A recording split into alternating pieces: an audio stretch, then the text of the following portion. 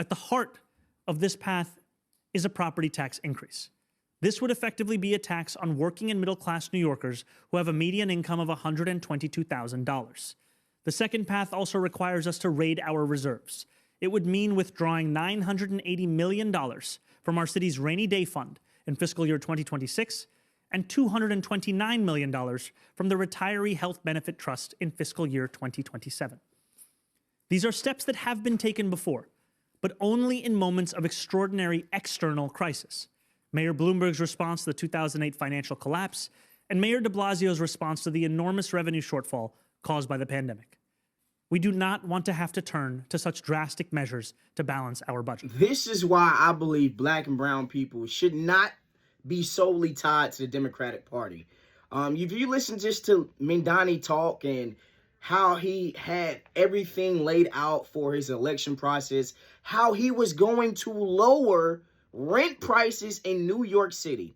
To hear him say what he just said is baffling to me. He basically laid an ultimatum for the governor saying, if you do not approve this tax hike on the rich, I am going to increase taxes by 10%. Not only that, you're going to force me to dip my hand into the emergency savings.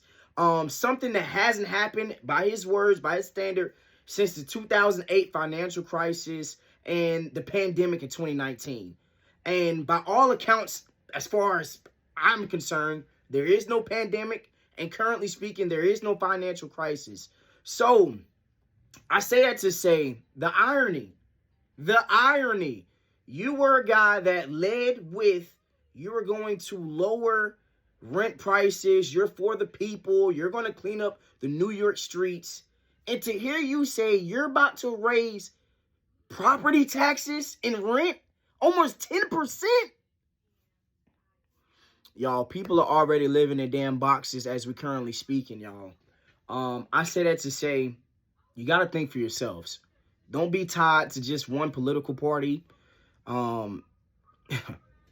It's sad out here, man. It really is.